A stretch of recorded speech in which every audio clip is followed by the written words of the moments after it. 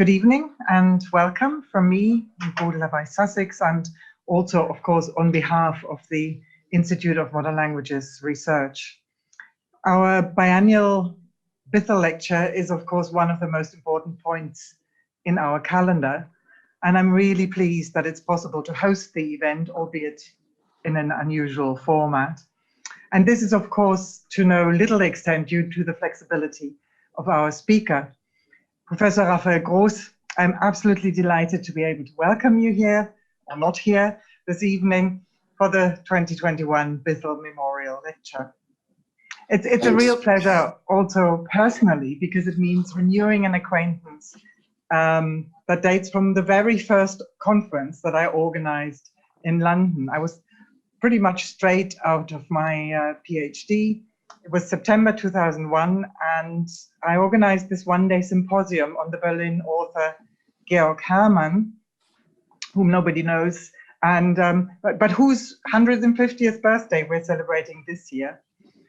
And Professor Groß, then director of the Leo Baeck Institute in London, generously supported the conference, attended, engaged in all the discussions, and what I was most impressed with, made available his intern's time to work on the ensuing publication. So I was very, very grateful for this support, which was given so freely. Now, 20 years later, I'm still here. Professor Groß has moved on to head the German Historical Museum in Berlin.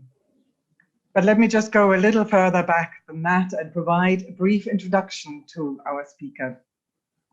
Raphael Groß studied history, philosophy, and literature at the universities of Zurich, Berlin, Bielefeld, and Cambridge. He wrote his PhD dissertation on the subject of Carl Schmitt und die Juden, and the resulting monograph was published by Suhrkamp in 2000, and subsequently in translation in the United States, in France, and in Japan. In 2001, Professor Groß took a post as historian at the University of Sussex, and as I mentioned, took up the directorship of the Leo Baeck Institute in London. And that was a position he held until 2015. 5 years into his directorship at the Leo Baeck Institute in 2006, he also became director of the Jewish Museum in Frankfurt am Main, and a year later, director of the Fritz Bauer Institute, also in Frankfurt. In 2015, Raphael Groß moved on to the Leibniz Institute for Jewish History and Culture, Simon Dubnow, and at the same time as taking on the directorship there, he was also awarded the chair for Jewish History and Culture at the University of Leipzig. In April 2017, he moved to his current post, and he's now held the position of president of the Deutsches Historisches Museum for the past 4 years. Now, this is just the bare bones of a career carried by academic excellence, vision, and imagination. And steering the Deutsches Historisches Museum is, of course, a very exposed task. It's a great responsibility, but it is also a huge opportunity to question, to rethink, and to shape the presentation and the narratives of German history in its European context, and to engage the public in sharing this task. And Professor Groß has repeatedly stressed that he sees the museum less as a museum in the old-fashioned sense than a place of active communication and discussion of history. The acclaim of the special exhibitions he's organized, most recently von Luther zu Twitter, Medien und politische Öffentlichkeit, and Hannah Arendt und das 20. Jahrhundert, emphasize the broad reach and success of his concepts.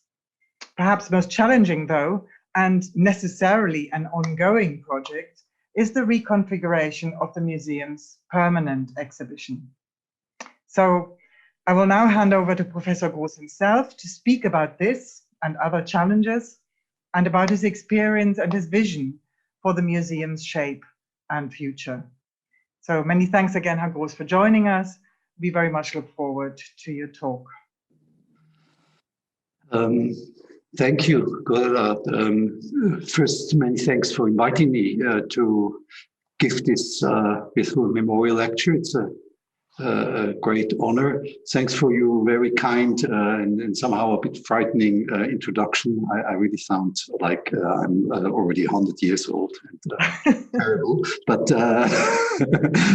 that's because maybe I'm no longer used to the academic introductions. Thanks. It's very, very kind of you. And it's also true that when I got this email from you, it somehow was like, oh, I know this name. Oh, this was a long time ago. Oh, this was somehow connected with London and for me, with Arno Pauker, the late long-time director of the Leo Baeck Institute in London, that I was very fond of. And so I think I immediately said, yes, I come. But then it turned out to become a difficult invitation because of the pandemic situation. But here we go. I'm very glad that we found this format. I will speak, as you've mentioned already, about the permanent exhibition of the German Historical Museum in Berlin and the steps I'm taking towards this big project. I hope that I will be able to engage you with the questions I'm confronted with at this major history museum in Berlin. Maybe I start with one word about the title of the lecture. I'm aware about the various discussions about identity politics, not just in the UK or in the US, but more and more also in Germany. However, tonight I will narrow down the focus of my discussion. You might largen it in our discussion later on and speak mainly about national identity politics. Now, when I started at the Deutsches Historisches Museum, there was already an ongoing discussion taking place about the renewal of the permanent exhibition that dates from 2002. What surprised me was that the aim of the discussion papers I looked through were very much answering the complex question, what is German? Was ist Deutsch?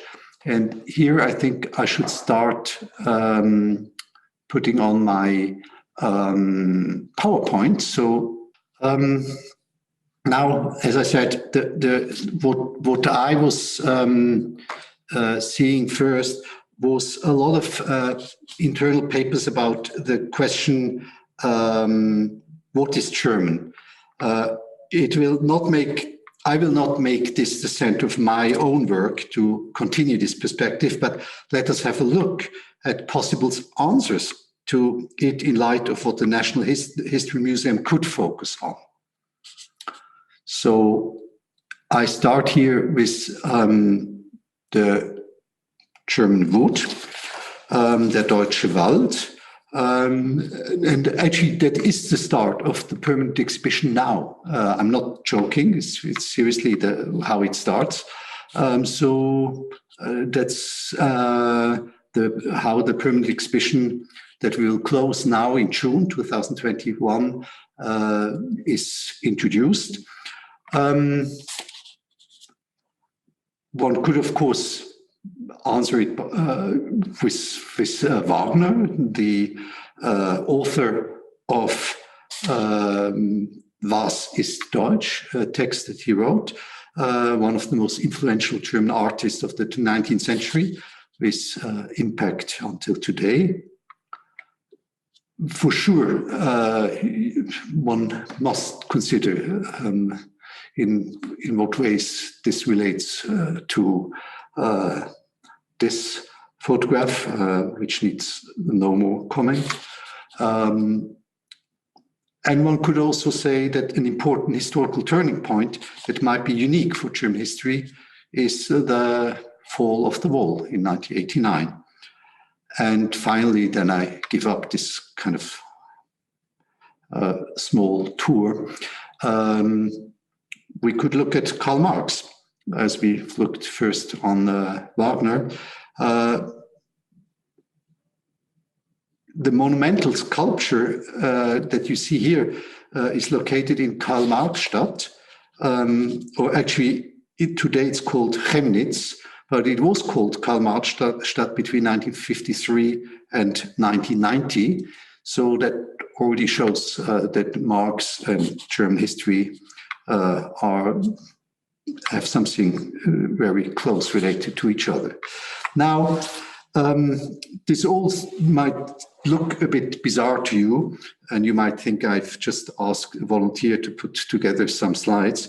But I do think that it's interesting to look why this discussion about the old permanent exhibition was so much focused on this question. And it's, in my view, also worth still looking at those points. Also, I personally don't follow that road in order to create our new permanent exhibition. I've seen that Liliane Weisberg is actually in the room, in our digital room, and she's member of our academic advisory board, and she once pointed out, and I thought it's a nice idea, that you might avoid such an essentialist approach, but ask about different ideas and myths of when German history started. I think in light of the Holocaust, it is a challenge for a National German History Museum to put German national identity at its center. And at the same time, we will not be and should not avoid dealing with the concept and history of various forms of German political identity or identities. I will come to this in the end of my talk. Somehow, I think it's really a paradox that after 45, obviously,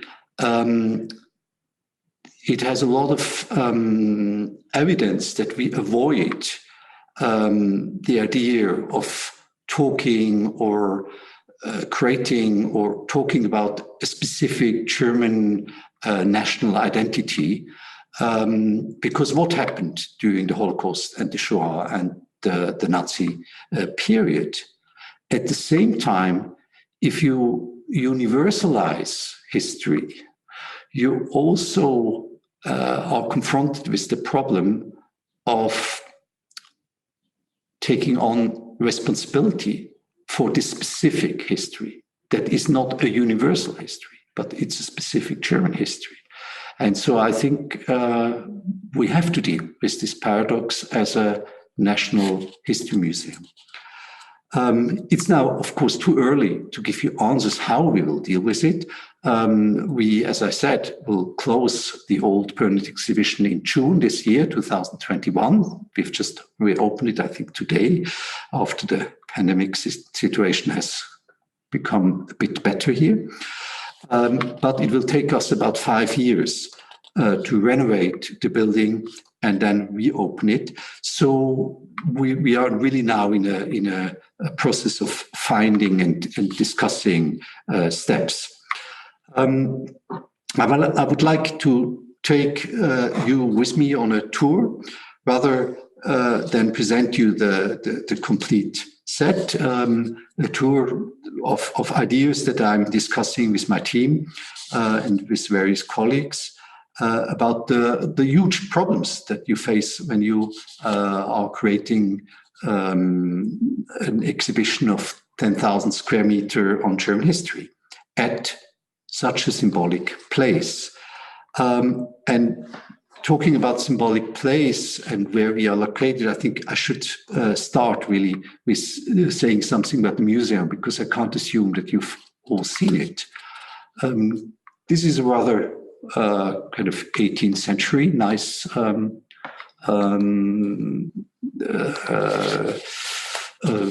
view of the former armory on the right. Here you see the present form of it. And here you see here there's this court, and here you see it internally. And here, if you see here, you saw those masks at the court, and here I show you details. Those are kind of if you look at them carefully, those are Baroque depictions of dying soldiers. So it's quite a specific place where you try to show a democratic version of the national history of Germany in a kind of armory of this size. That also had a lot of history to it. Here, for example, you see inside, you still see this rather small man at the front. That's Hitler. We don't know what he was, what talk exactly he delivered here. It was after Stalingrad, and obviously it was not a very successful talk he gave in terms of his Nazi followers. Successful because of the situation in 1943. Now you see the museum then became a history museum of the GDR with a Marxist-Leninist approach. Here you see Ulbricht and then Honecker. And finally you see this man on the left, Helmut Kohl, and then also digging Helmut Kohl. He was very interested in this museum, and especially in this annex Pei building by the Chinese-American architect in Paris. It was Helmut Kohl was a historian himself, as you know, and he was interested, especially because Pei was building important architectural monuments in France, and for him this German-France alliance was very at the center of his vision for Germany and for Europe. And obviously it's an interesting contrast to have this very modernist building next to this armory Baroque building. So the approach I followed when I started to work at the German Historical Museum in 2017, so now 4 years ago, was not so much to look at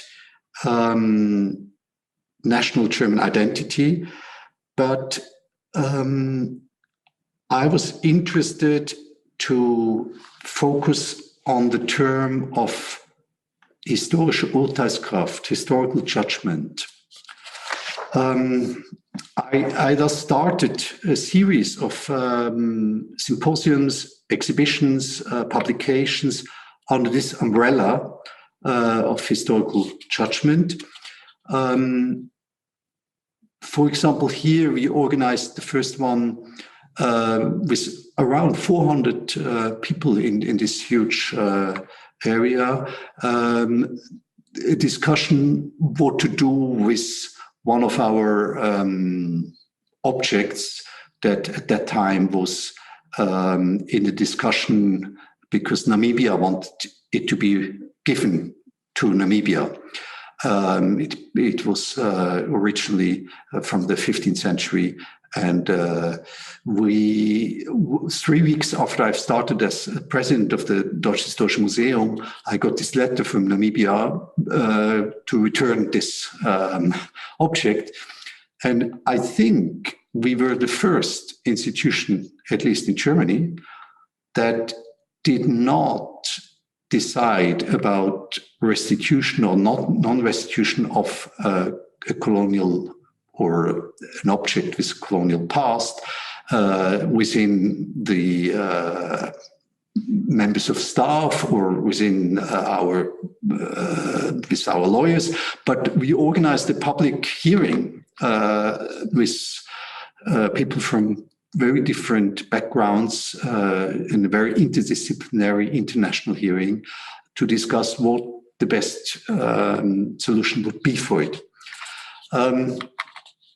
And then we published it here. We had the next one we did on the history of the so-called documenta, and this year on Marx and Wagner. The changing exhibitions I also try to do in a way that they somehow connect to this theme.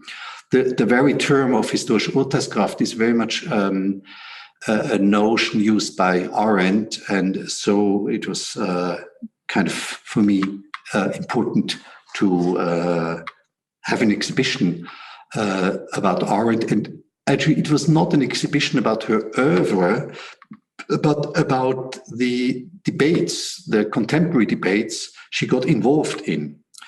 So we somehow tried to show the historical discussions on key topics of 20th century history she got involved in, like Jewish emancipation, Zionism, colonialism, racism, Auschwitz restitution, 1968, segregation, etc. Another exhibition that I've already then been involved with after I came, that I not just inherited, was the one on Weimar. Here, for me, the important thing was that I tried to show the history of Weimar Germany, so the period between the end of the First World War, 1918-19, until 1933, when the power was given to Hitler. And I tried to show this under a new perspective. And it had to do, of course, with the new situation that most people felt in after Brexit, after Donald Trump came to power, etc., that we felt democracies are under increasing pressure.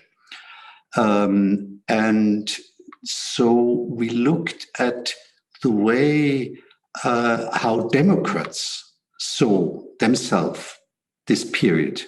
So we did not look at it as a kind of a national tragedy of the first German democratic system, but we really looked at options to act for those who wanted this first German democracy.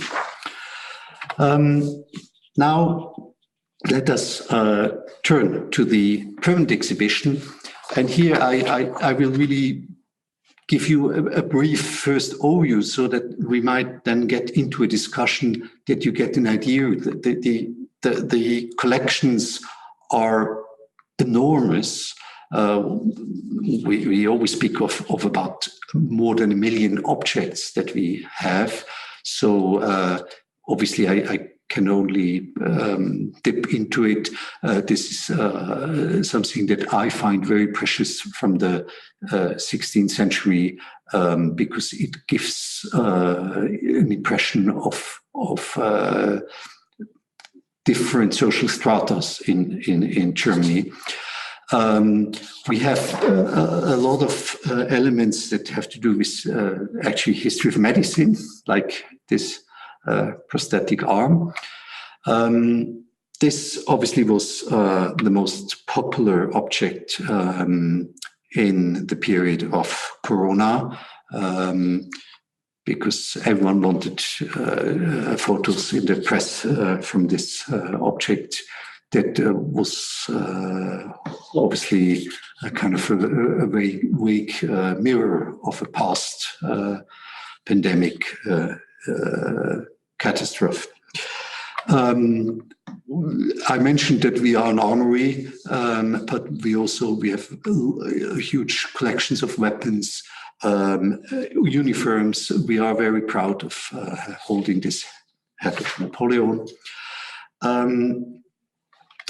The permanent exhibition that was shown in 2002 until this year had a section on German colonialism and quite a small one. This was at the center.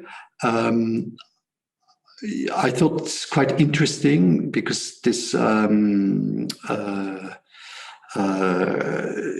work from 1913 somehow manages to strengthen racist and sexist messages and make both stronger. And I think it's more or less the only person or at least woman of color in the whole exhibition. And that's how she's shown she was shown. We've changed it then in last year. We've changed this whole part, but it shows how fast such permanent exhibition tend to date.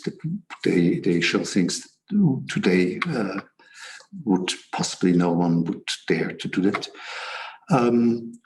This model from the Polish Catholic sculpture artist Wisław Stobiarski was at the center of the exhibition on Nazism and the Holocaust. I used then this model in our Arendt exhibition. It was there at the center. I personally think it would fit better in post-war discussions around the nature of the Holocaust than as a portray of it. It fits very well into Arendt's, how she speaks about industrial killing, or also Heidegger does, this post-war discussion of what the Holocaust is. Then it's obviously a post-war dealing with Auschwitz. We also still haven't acquired art like this interesting Lustbound painting from 1933, where he's already in Rome, and it shows one of his paintings that was burned in one of his in his atelier with just the Brandenburg Gate on it. This was at the center of what the permanent exhibition basically showed about West Germans or women movement in post-war Germany. Again, I think it shows how little thought this topic gained when the exhibition was created in 2002. We might still show it, but there is an interesting photograph of this way it was presented by the artist Annette Kelm. There is also one copy of it in the Foreign Office. Minister of Maas has it, and we've also bought one because it's an interesting way to learn how this discussion about gender has developed within such a short period now, rapidly, that I don't think one would use this as the kind of only artifact to talk about this area of German history. And here I end with the end of the exhibition. The old exhibition ends with the fall of the wall. I have now prepared 3 more slides, and then we can go into discussion. They should somehow show not how the exhibition will be in 5 years from now, but how we think about using objects and how to address German history. It is an exhibition that we do together with Dandina, a historian who's now at the Hebrew University. He was in Leipzig. And it's called, we still don't have a title, but it's very about the theme of roads not taken. I show you this, for example. It is from 20 July 1944, and I don't know if you can see it. It says Adolf Hitler is tot. It is a template for telex to initiate the Operation Valkyrie. So it was the kind of attempt to murder Hitler that failed, as we all know. And the idea of roads not taken is, if we look back at history, at kind of moments where history could have went different passes, that could help us to learn something, because we are always in such a situation, every moment, that we don't know how it will be tomorrow, how it develops. So to look back and see how open history always was and always will be, is something that we think is maybe an interesting way of looking also at German history. Having said so, I will come back to this later and say something more about it. Show you first another one, the atomic bomb. We all know that there was a lot of feelings among Germans in the end of the Second World War that they will be punished. Goebbels very much also indoctrinated the German population with the idea of punishment. But we all know the atomic bomb, even so it was developed for Germany, was never used on German soil, but against Japan. And I think it's, again, such a moment where one can say, how fortunate, how lucky Germany was at a certain moment in history. And here again, you see this Achtung, Grenz, das ist der himmlische Frieden. It's a demonstration at Alexanderplatz, dated November 4th, 1989, so a couple of days before the wall came down. Honecker was no longer in power, it was already Grenz, and it was still not clear if the Chinese solution, the violent solution, would be applied or not. But Germany was lucky. Again, it was very lucky. Nothing happened. And it could have went very different ways. I go back to this now for a second again, because here, somehow, when we discuss this, and we're still in the process of discussing all of this, we felt more and more that it's at the same time a very problematic moment. This Stauffenberg, it is problematic because it leads to the wishful thinking that Hitler would have been, if Hitler would have been killed, history would really have went very different paths. And this, if you think about it, we are talking of July 20, 1944, is for sure not the case, because the Holocaust already had happened at that point. There was the idea that our exhibition would find something like the road not taken for this event in German history is somehow misleading. We believe that this is not the task of a history museum to show such a not taken road that hinders to see the one taken.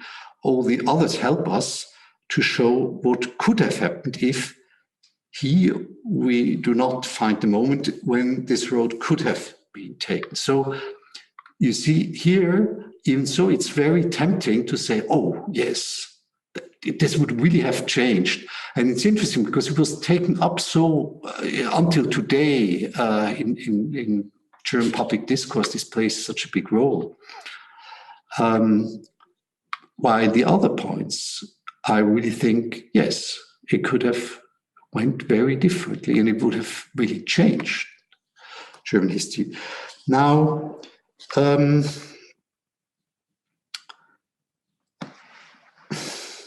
the last two kind of slides are important because they show how open historical development is and how it can be documented.